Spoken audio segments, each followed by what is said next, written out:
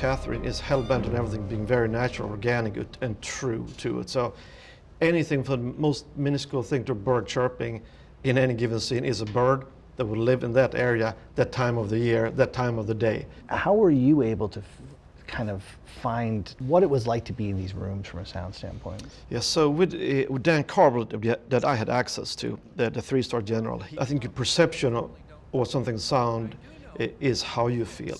If we do not take steps to neutralize our enemies now, we will lose our window to do so. If you're in an immense amount of stress, maybe you get so focused you only hear what you're looking at. Mm-hmm. And then sometimes I think when things are not under control, that everything becomes overwhelming. And so I think the smaller sounds become annoying because you need clarity in your mind. And just start driving, right? Where? What are you talking about? West, go west as fast as you can. It's not an action movie by any means, but I probably have more sounds in this than any action movie that I worked on. Then, of course, we go to silence a lot of times because I think as things get stressful, everybody gets more, it builds and builds and builds.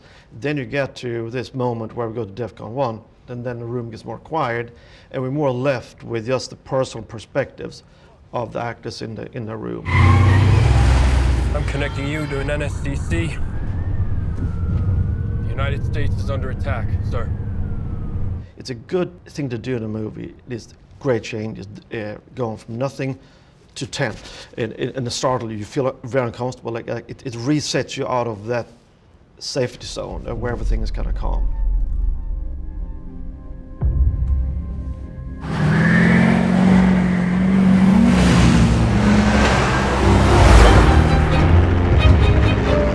The approach of the movie, for me, is almost opposite what I usually, the arc of it in a way. And I think here we start things big, and just a reversed arc of each story becoming more personal. Your favorite scene in terms of how sound design altered the emotional aspects of what was happening? Chapter 2, how it starts out with the guy spinning the gun, and we get to the guy floating in the water. And the initial cut of that is just the guy floating in the water, and it looks like you're on vacation. Mm-hmm. There's a little bit of soft score playing there, and that's how I think Kathryn and Kirk had seen it for a longest time. Then, of course, I did my pass on it, and I just annihilated it with it. So, we start out a little bit with this underwater stuff. Then I go to surreal kind of helicopter, and turning into this massive helicopter flying by, the jet screaming by.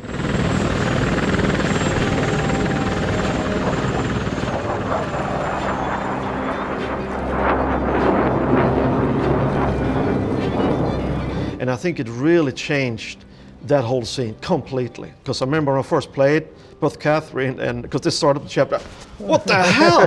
What? And I play the whole chapter and see the currency of the first two chapters is information. Gathering information and getting up the line. So the president that has one question and we're all waiting with one answer, what are we going to do?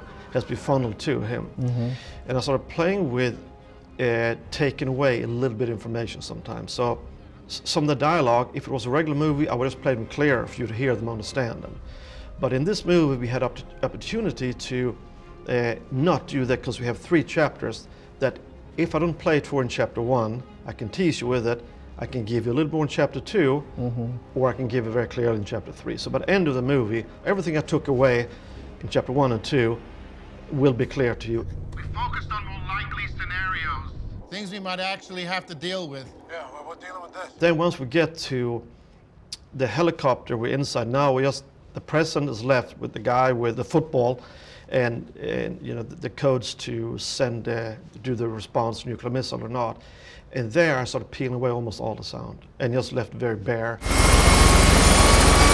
89 targets, mostly military installations and leadership sites. So I thought it was very effective just to leave him completely alone and just work with the music. So in this movie, we had way more music than any other Kathryn's movies. We have so many locations in the movie, but are more or less static, situated in different rooms, and I think they're static rooms.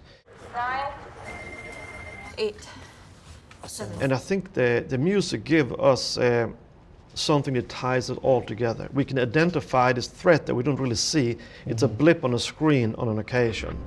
6 minutes to impact. What's your name? Lieutenant Commander Reeves, sir. I think what music does beautifully is with its emotions, and it can put a subtle tension to things. Just a little bit goes a long way.